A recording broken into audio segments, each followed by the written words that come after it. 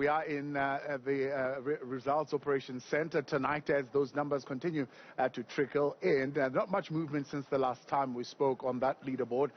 Still sitting at 93% of those voting districts now having been captured, scanned and audited. And I suppose it's those areas, particularly in eThekwini, that still remain, that have not been confirmed. And some of the metros, some key metros that are important. In other areas, there are some disputes. At least we know that there's a possibility of recalculation in certain other areas, particularly those in the Eastern Cape. And that is, of course, possibly what is delaying the results from coming through. But what we do know certainly that by break of dawn, at least, or sometimes in the early morning, we will have, according to the IEC, a fuller picture and more, maybe even a more complete picture of what these local government elections have resulted in. But we've got Mandisa Mashiya of the African Transformation Movement.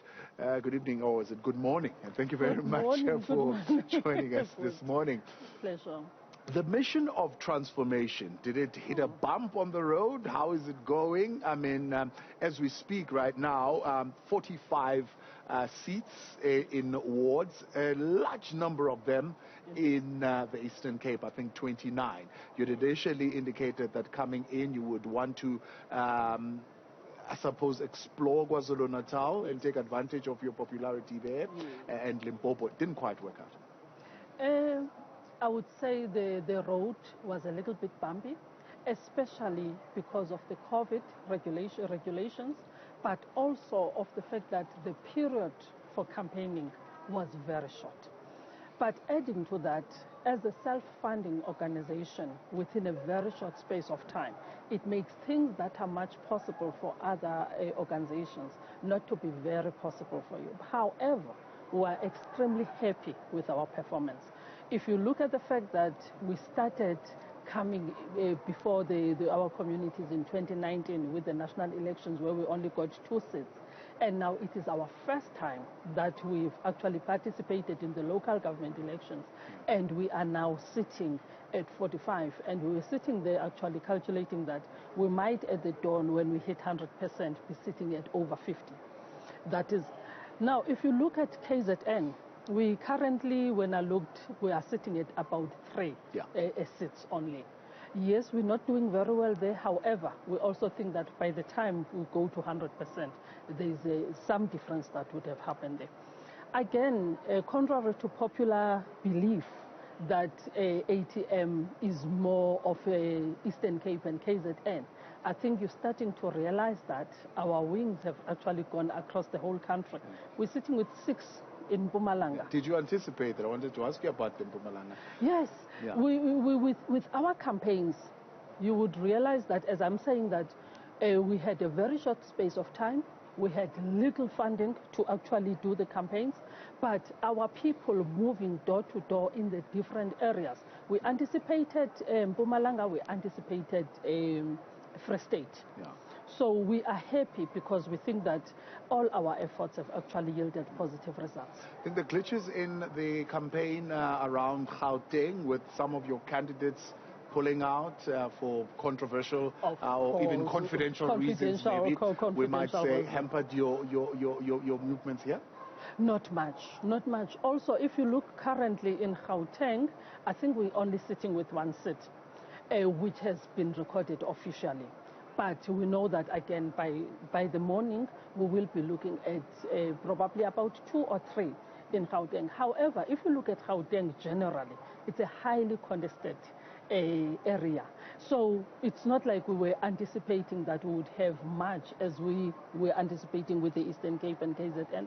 And therefore, we are very much appreciative of the numbers, because even before they translate into a seat, we are appreciating the numbers of voters that came out. The last time I checked on the system, we're sitting at about 10,000 to 12,000 votes without the districts, which then means that we've got quite a number of people that believe in ATM, and we really appreciate that with the Gauteng. Now, previous elections, which were national elections, you had a number of objections that you raised, particularly around the zip machine and so many things. and part of those challenges. Where are you sitting today with the new system that is in place? We were in the PLC this morning, and I was actually giving a report to my SG to say that as much as we are currently having I think only one objection at Winnie Madikizela Mandela municipality, we are quite comfortable. And it's not like as politicians we need to politicize everything. We had so many problems with the IEC last time, and we were not prepared to compromise. However, this time around, we have not compromised, but they've done a bit well. So we cannot go out there and criticize them all the time. However, again, when it comes to the issues that were raised at Winnie Madikizela Mandela, we could not keep quiet. As a result, we've got a certificate that indicates that we've got an objection there. Yeah. But generally, they've done their best under the circumstances. Is it that type of objection that the IEC was talking about that could have material impact on the outcome, and therefore something that would need to be sitting with their legal department? Yes. Right. Right. And when you look at some of those objections and what is being raised, would you say it has got to do with the limited time in which the IEC had to turn around? They call it a truncated kind of time that they had to do and deliver these elections. I mean, when they asked them, one of the lessons the CEO that you've learned is that never do these type of elections of this magnitude with that space of time that you had. It's a combination of things, especially with the Winnie Madikizela Mandela. It's not only the issues of systems that we are actually frustrated with, but it's also the character and the integrity of the presiding officers. Now, when you talk to that, you're not talking about a short period of time, because they have not changed presiding officers. We're dealing with people that have been in the same space for over 10 years. So you start to wonder if people would allow certain conducts to continue like that, therefore compromising the very integrity of the IEC. So it's a combination of things. Yes, there are issues with the zip machines, the voter management system. There are issues, the fact that voters' roll people had to be sent out.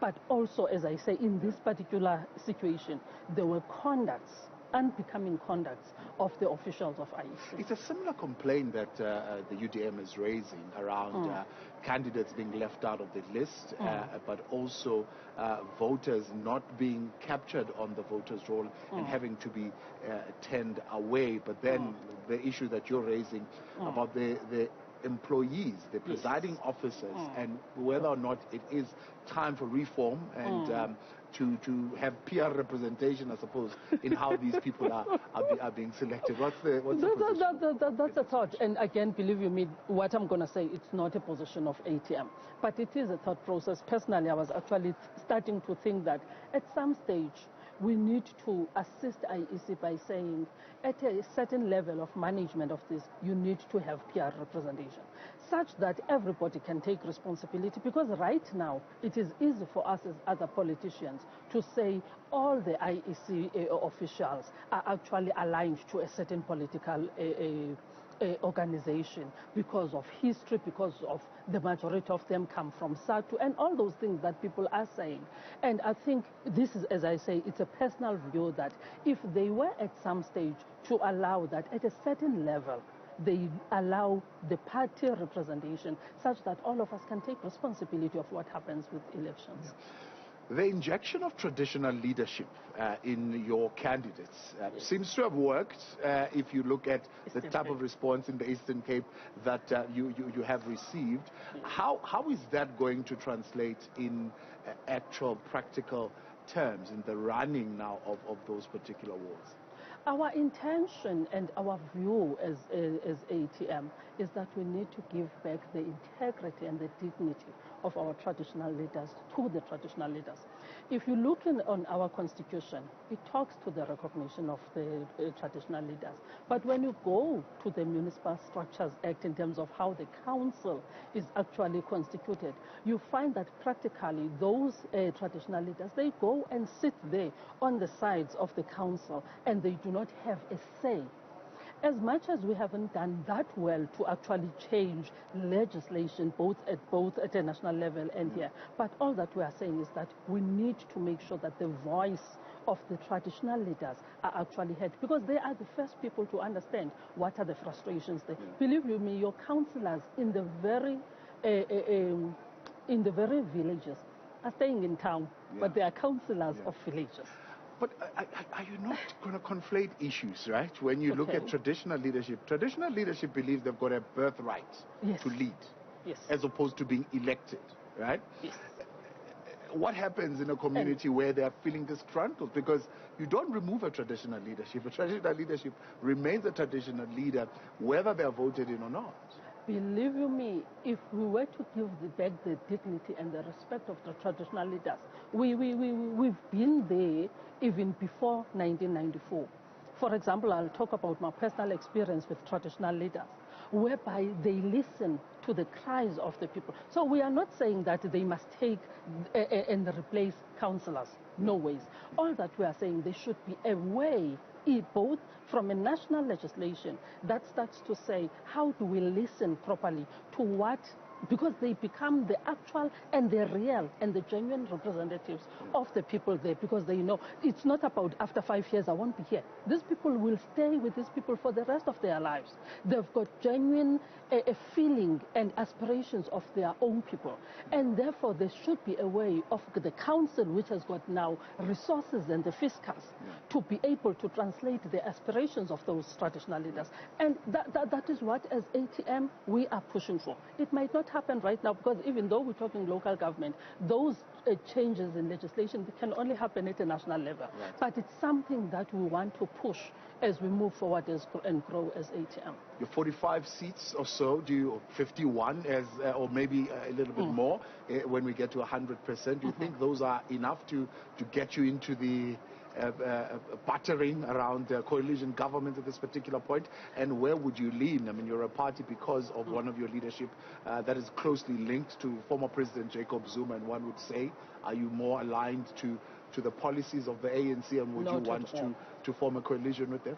Not at all. Remember, the issue of coalition right now, I personally cannot answer to that, because we are not even starting to discuss that until we know where we stand in terms of the final election results. So immediately after that, our leadership, the president, the SG, will know what is the direction that we are taking. But there is no particular side in terms of ANC or DA. Whoever in a municipality that would have values, that would have principles that are starting to say, how do we change people's lives? How do we ensure service delivery? How do we deal with corruption effectively? Those are the kind of people that we can actually talk to. Mandisa, I appreciate your time. Thank you very much for joining us tonight here on Newsroom Africa.